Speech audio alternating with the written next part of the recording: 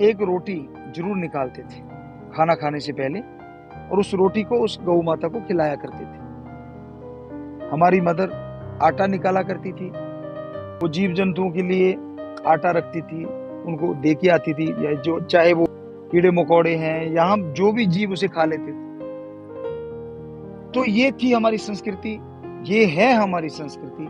आज के युग में तो माँ बाप को लोग अनाथ आश्रम में छोड़ आते, नहीं, वृद्ध आश्रम कहते हैं, पर हमारी निगाह में वहां एक बोर्ड लगा होना चाहिए, अनाथ वृद्ध आश्रम।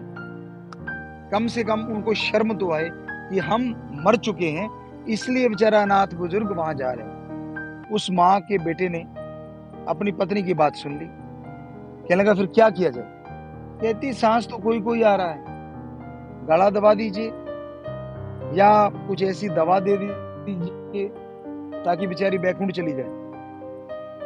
कहने लगा फिर। कहती जी पहले कब्र खोद आइए, फिर इसको वहां दफना देंगे अपन। अब वो जो 5 साल का बच्चा था उसने कस्सी उठाई और साथ में एक ऐसे ऐसे चलाने लगा, छोटा सा खड्डा बन गया। अब बाप ने पूछा हंसते हुए, अरे बेटा तू क्या कर रहा है। कहने लगे पापा यहाँ दादी अम्मा को दफना रहे हो, तो मैं बड़ा होऊंगा, ये मैं आपके लिए खड्डा खोद रहा हूँ, आपको भी तो दफनाना ना उसी तरह से।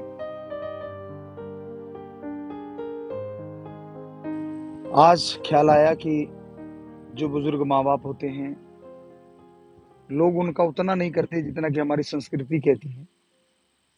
कई बार कई लोग हमारे पास आए और कहने लगे, गुरुजी हमारे मम्मी पापा बीमार हैं, आप कोई प्रसाद दे दीजिए। हमने कहा भाई ठीक है, आप डॉक्टर को दिखाइए, सेवा कीजिए। कहते जी बहुत बुरा हाल है, उनका पेशाब वगैरह हमें उठाना पड़ता है, टॉयलेट वगैरह उन्हें उठानी पड़ती है, बड़ी मुश्किल है।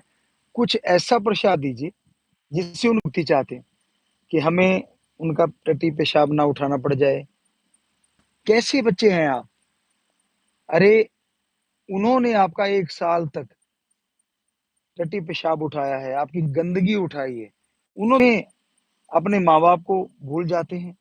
अपनी गृहस्थी सजी नहीं कि जो माँ बाप थे, जिनके सिर पे कूदा करते थे बचपन में, जिन्होंने सब कुछ आपको पाल पोस के बड़ा किया, बड़ा बनाया, आप उनकी कब मुक्ति मिलेगी। आज के दौर में ये बात की जा रही है। हमने एक ऐसा दौर भी देखा है जब माँ बाप तो क्या, पशुओं को भी खाया जाता था। हमारे फादर साहब, हमारे बापूजी जिन्हें हम कहा करते थे, उन्होंने हमें बताया घर में गऊ थी, बुजुर्ग हो गई थी। तो हमने कहा जी बुजुर्ग हैं, अब इनका क्या होगा, दूध तो ये देती नहीं, अब तो शायद ये काम की नहीं, लोग ये बोलते हैं ऐसा ही। तो कहने लगे नहीं बेटा, ये गऊ हमारी गौ माता है, हमने इसका दूध पिया है। हालांकि ये अपने बछड़े लिए देती थी, लेकिन हमने भी लिया तो इसने इनकार नहीं किया। जिसका दूध पीते नेचुरली माता हो जाती है। इसके बच्चे, बछड़ा जो है, हम उसका हल जोतते हैं उसके पीछे, वो भी काम देता है। और इस गऊ का मल मूत्र हम खेतों में डालते हैं खाद के रूप में, वहां फसल बहुत ज्यादा हो जाती है। और यही नहीं, हम इसके गोबर का एक पोछा टाइप मिट्टी में डाल के गोबर मिट्टी बना लेते थे राजस्थान में, और फिर उसको चूल्हे चौके के चारों तरफ जरूर पोछा लगाया जाता था। तो हमने कहा जी इससे क्या होता है, क्योंकि बहुत छोटे थे हम। कहेंगे बेटा इससे जो बीमारी के कण हैं, बैक्टीरिया कह लो, वायरस कह लो, वो खत्म हो जाते हैं। तो कह लेंगे इसने हमें सारी उम्र दूध पिलाया है, इसको घर से कैसे निकाल दें। और यही बस नहीं हुआ, जब वो, तो फादर साहब ने इलाज वगैरह करवाया, लेकिन इलाज नहीं हो पाया।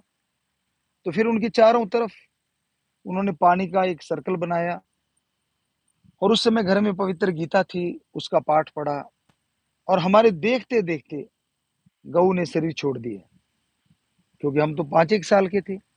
फादर साहब से पूछा ये क्या किया आपने, और ये हुआ क्या। कहने लगे बेटा ये माँ की तरह थी हमारी, तो मैंने इसको राम नाम सुनाया है, भगवान का नाम सुनाया है, ताकि जब ये शरीर छोड़ के जाए तो इसका मोक्ष मिले, मुक्ति मिले। बड़ा सुखद आश्चर्य हुआ और उसके बाद हमने भी उसी को फॉलो किया। हम लोग घर में खाना खाते थे तो एक रोटी जरूर निकालते थे खाना खाने से पहले और उस रोटी को उस गौ माता को खिलाया करते थे। हमारी मदर आटा निकाला करती थी, वो जीव जंतुओं के लिए आटा रखती थी, उनको दे के आती थी, या जो चाहे वो कीड़े मकोड़े हैं या हम जो भी जीव उसे खा लेते थे। तो ये थी हमारी संस्कृति, ये है हमारी संस्कृति। लेकिन आज पशुओं की तो पूछो मत। आप किसी भी रोड पे देख लो, बहुत सारे आवारा पशु घूमते हुए मिल जाएंगे। इतने सेल्फिश हो गए हैं आज के लोग, हद से ज्यादा स्वार्थी हैं कि जब तक दूध दिया तो ठीक है, वरना मारा डंडा और बाहर। तो फिर माँ बाप की बात आती है। आज के युग में तो माँ बाप को लोग अनाथ आश्रम में छोड़ आते नहीं, वृद्ध आश्रम कहते हैं, पर हमारी निगाह में वहां एक बोर्ड लगा होना चाहिए, अनाथ वृद्ध आश्रम। कम से कम उनको शर्म तो आए कि हम मर चुके हैं, इसलिए बेचारा अनाथ बुजुर्ग वहां जा रहे हैं। जिन्होंने भी ये वृद्ध आश्रम बनाए हैं, हम हाथ जोड़ के कहते हैं हमने भी ये शुरू करने हैं, लेकिन उन पे लिखेंगे ये जरूर, अनाथ वृद्ध आश्रम। कम से कम ये पता चले कि भाई माँ बाप के लिए वो बच्चे तो मर चुके हैं, या बच्चों के लिए माँ बाप मर चुके हैं। आपको शर्म नहीं आती? लानत है ऐसे लोगों पे जो जीते जी अपने माँ बाप को घर से निकाल देते हैं। और माँ बाप को भी चाहिए कि वो बिना वजह बच्चों के मुंह प्यार में फंस के उनकी हर बात पे अड़ंगा ना लड़ाएं। अब जब अड़ंगा अड़ाते हैं, हर बात पे टोकते हैं, आपकी भी गलतियां हैं, फिर बच्चों की गलतियां नहीं। तो हमने ये एक कार्य शुरू किया है, अनाथ मातृ पितृ सेवा। उसका मतलब ही ये है कि जो बुजुर्गों का कोई भी नहीं है, सारी साथ संगत मिलके उनका साथ दें, रैन बसेरा उनके लिए बनाएं, कोई जगह बनाएं, हो सके तो अपने अपने ब्लॉक में कोई ऐसी घर बना दें जिसपे लिखा हो अनाथ वृद्ध आश्रम और नीचे अनाथ मातृ पितृ सेवा। तो उसमें अगर कोई छोड़ने आए तो उसके साइन जरूर ऐसे फार्म पे करवाए जाएं जिसपे लिखा हो कि ये अनाथ है। ये ना लिखा जाए कि हम उनके बच्चे हैं, उनको छोड़ने आए। अगर छोड़ने ही आ गए तो आप उनके बच्चे कहाँ से हैं? एक उदाहरण आपको बताते हैं, पुराने समय की बात है, जो बिल्कुल सच्ची बात है। तो एक परिवार में बुजुर्ग हो गई माता और बेचारी उठ नहीं पा रही थी, तो उसके घरवाली कहने लगी मेरे से इसकी सेवा नहीं होती। तो वो आदमी कहने लगा मेरी माँ है, मैं तो इसकी सेवा करूंगा। पर आखिर कब तक दोनों में झगड़ा होने लगा। आखिर उस माँ के बेटे ने अपनी पत्नी की बात सुन ली, कहने लगा फिर क्या किया जाए। कहती सांस तो कोई कोई आ रहा है, गला दबा दीजिए या कुछ ऐसी दवा दे दीजिए ताकि बेचारी बैकुंठ चली जाए। कहने लगा फिर। कहती जी पहले कब्र खोद आइए, फिर इसको वहां दफना देंगे अपन। लोगों कहेंगे कि जी बीमार है और लोग साथ हो लेंगे, कोई ऐसी बात ही नहीं, ज्यादा समय ना पड़े इन चीजों में। कहने लगा ठीक है। अब वो छोटा सा एक बच्चा वहां खड़ा सुन रहा था, तो उसने क्या किया, अपने पापा के साथ हो लिया कि चलो मैं भी अपने बाप के साथ चलता हूँ, क्या करेंगे ये। वो कब्रिस्तान पहुंचे, कब्र खोदनी शुरू की। तो बच्चा कहने लगा पापा क्या कर रहे हो। कहने लगा आपकी दादी अम्मा को यहाँ दफनाएंगे। तो फावड़ा चलाया, थोड़ी देर के बाद सांस तो चढ़ना ही है, फावड़ा चलाने वाला का सांस नेचुरली फूल जाता है। तो उसने कस्सी रख दी। अब वो जो 5 साल का बच्चा था उसने कस्सी उठाई और साथ में एक ऐसे ऐसे चलाने लगा, छोटा सा खड्डा बन गया। अब बाप ने पूछा हंसते हुए अरे बेटा तू क्या कर रहा है। तो बड़ी मासूमियत में एक ऐसा गहरा राज छुपा है, जरा ध्यान से सुनिएगा। जो बच्चे ने मासूमियत में जवाब दिया, कहने लगे पापा यहाँ दादी अम्मा को दफना रहे हो, तो मैं बड़ा होऊंगा ये मैं आपके लिए खड्डा खोद रहा हूँ, आपको भी तो दफनाना है ना उसी तरह से।